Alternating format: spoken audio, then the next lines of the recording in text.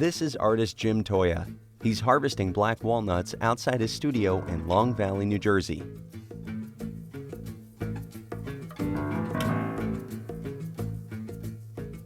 Black walnuts for centuries were used to make ink, before they started making it with chemicals.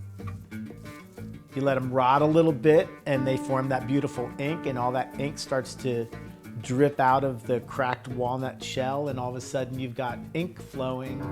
You just got to find the right surface that's going to receive that, and then it's going to do very similar things to what an inky cap mushroom does. There are plenty of other things in nature that do that as well. Almost all of the pigments that exist today started out as pigments coming from nature.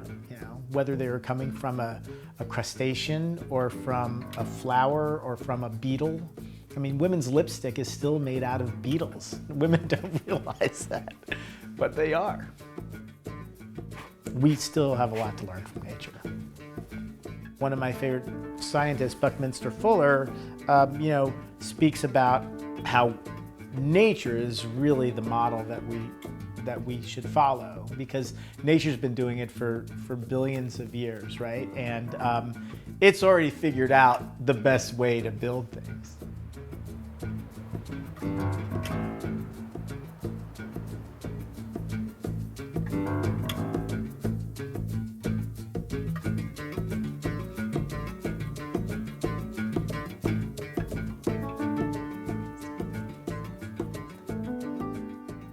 He came in one day and we met with the natural history staff, and we went through shelves and shelves and shelves of taxidermy birds. There's a woodpecker in this exhibition because the woodpecker was his co-creator in some of the works in the hallway.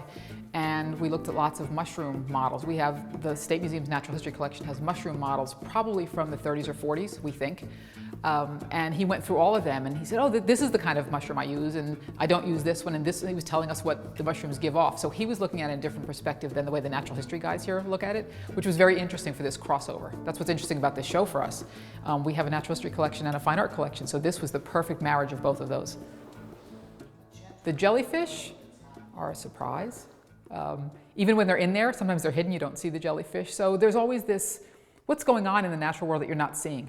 I think that's the element of it, and the element of surprise. These two things that shouldn't be together, a log and jellyfish, should not be together. Mushroom spores should not be on paper. I mean, all of his work is about surprise. Over the years, Toia has developed a way to create what he calls spore drawings. To really appreciate them, you have to see what goes into making them, starting with going on a mushroom hunt.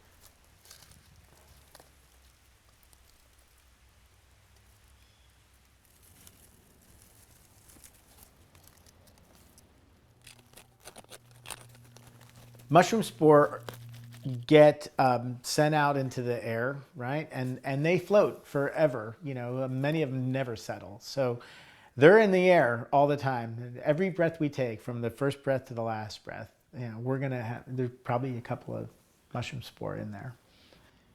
That looks very shiitake-like.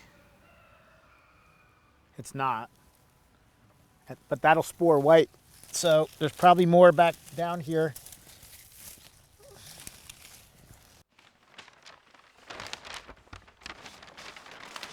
Based on what type of mushroom I'm either cutting or trimming or just separating these mushrooms, and then just intuitively laying them out on paper. I found if I try to think about or decide on a composition beforehand, that it almost never works for me. Once the spore are ejected out of the mushroom gills, these things, if the timing's right, they're going to eject at the same time over 2 or 3 or 4 hours or even more. And then they're going to flow together in whatever little air current or air pockets are happening in that tent underneath. Spore are too small to see, so you never know.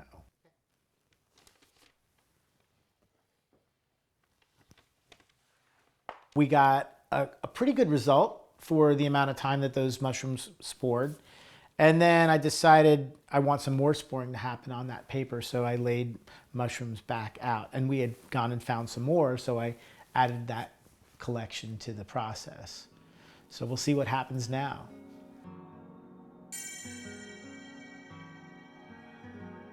Looks more like a photograph than it does a drawing. You could call it a print because it is, something getting, transferred onto that paper. Everyone is different, and I think that the love of that for me is that I can never truly anticipate what's going to happen. So everyone is a gift.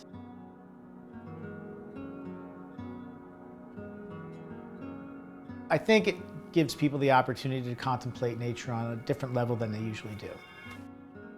Nature or some circumstance beyond my control took the lead and allowed me to respond to it. So I became very interested in that, in circumstance and contingency as the, kind of the blood coursing through the veins of my work.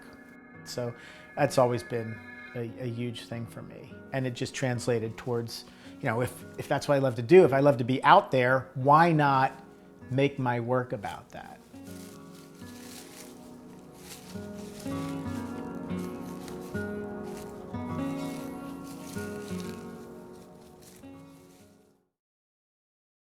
The New Jersey State Council on the Arts, encouraging excellence and public engagement in the arts since 1966, is proud to co-produce State of the Arts with Stockton University, New Jersey's distinctive public university. Additional support is provided by the Geraldine R. Dodge Foundation.